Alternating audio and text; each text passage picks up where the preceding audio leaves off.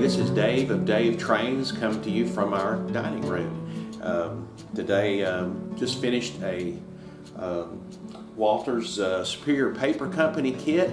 I want to review this kit. If you're not familiar with it, if I pick the box up here, that's all the bits and pieces that didn't use, but this is the kit that I'm talking about. It's been around for a long time. This kit is, I mean, depending on who you go to, it's going to be between about $80 to $95, something like this.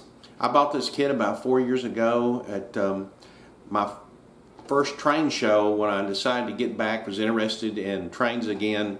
I got this at the train show. We were fixing to leave, and some man was there with just a few kits, and just a handful of stuff, and I got this kit for $20, and I've had it sitting down in the train room, and I've been trying to decide on how I'm going to do my layout.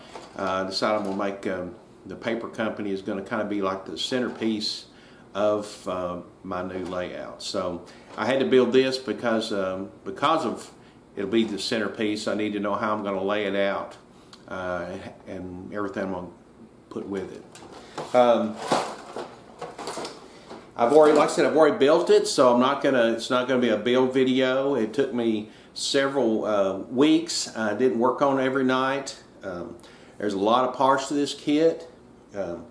When you open it up, it kind of looks like, man, I'll never get this done, but it's really not that bad.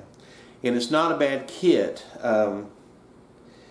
Like all these kits, the ones with the brick walls, they're warped. You've got to just work around it. And I'll show you this. I have to be careful I don't have the roof all the way done. This is typical of a lot of their Walters kits. It's the panels with the bricks. These are pretty badly warped. It comes with a base. I was going to try building on the base, and there's just no way I could do it. It just would not fit. And then I got to thinking, if I want to put lights inside, then that would really have made it more difficult. So, like I said, I didn't need to use the base to it. A trick that I found, and maybe modelers much better than me probably know this, but the roof panels are not warped, and they're pretty straight, and they're very square. And so basically, I get two walls together, and then after that, I don't so much glue the roof in, but I use it to help center the other walls, and that squares it up pretty good. You know, I have I have a gluing jig that everybody's one of the magnets, and just using machinist blocks and anything I could find to prop stuff up. So when you do the brick portion, this part of the kit, if it's like mine, you just got to take your time and take several days to try to experiment how's the best way to put it together. Another thing I recommend is some of the details in this top part of the roof. And I'm probably the worst, you know, about not reading the instructions really clearly, is you need to drill holes for the details that fit in this roof beforehand. I didn't do that. It's going to be kind of hard to do that now, but not quite sure if I do it. That's why I didn't glue in. I got to be careful so it doesn't fall off, which one I just did. But this section of the roof here, when I get ready to start assembling I guess the module for this, then I can put the details in. I'll have lights or whatever I want to do, then I can drill the holes in that. So let me put this down. Here again, you might have seen it's kind of bowed a little bit, so when I get these roof panels in and get it pressed together, when the glue hardens, it'll straighten it out. This kit's basically three parts. There's two buildings, and then you have some, I guess the best thing to do, you have some tanks and a pipe rack that goes with it. So now the other building is it's going to look like this. I painted it similar to what is on the box. This building is perfect. I mean, it was perfectly square. It was very easy to put together. It's really a nice looking building too, I have to say. And here again, I didn't put the base on because if I do want to put lights in there, that would cause problems. But this one, the roof panels have holes if you want to add your little details to it. So I don't have the smokestacks in there yet, but again, I'm just waiting to see how I'm going to place this at on the module that I'm going to build. And the last thing you get is you get some tanks. You get a pipe rack. These were all really good. I'll get to one thing about them, but went together really good. I do have a question. If anybody, when you're looking even at coal mines or gravel yards or basically wood chips, you can see when they have conveyors, enclosed conveyors that are moving over a great distance. What are the size? Is this, I'm thinking about making my conveyors about this size. I don't know if it's, as far as in scale, if it's the correct size. You know, there's got to be, you know, it's got to look right.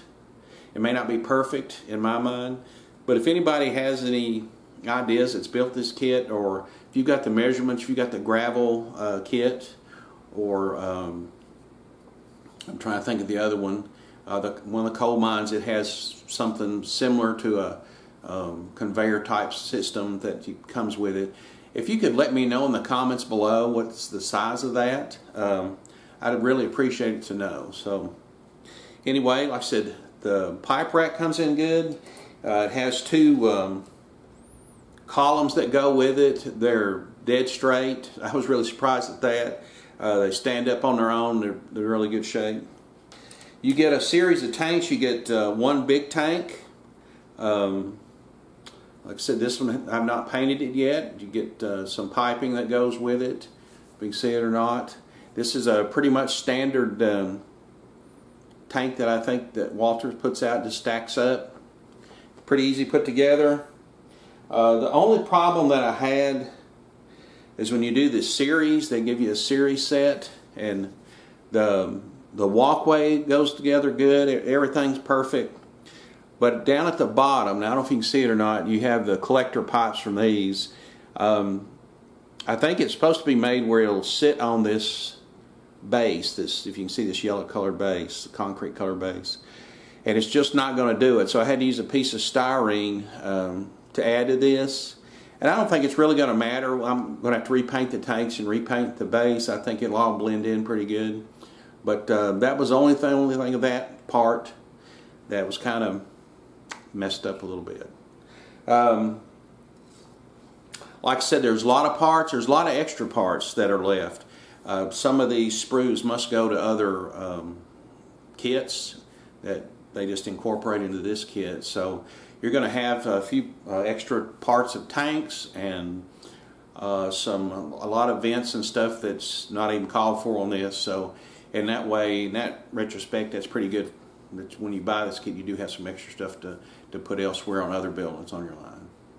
So anyway, I think it's a good kit. It's a real good kit. I'd recommend it. Like I said, I've got it at a dirt cheap price that you could probably never find again. But you know, if you were wanting to put one on, I think it's a reasonable, reasonable price. It's a pricey price. It's about like I said, between $85 and $95. But for me, I was going to have that anyway. So this is just a little quick review of this kit. I just hit 1,300 subscribers. I've been kind of going back and forth. While I'm making this video, I may have gone below 1,300. Who knows why that happens, but it does. But I really appreciate all the new subscribers I got, and my old ones too, and thank you for sticking around.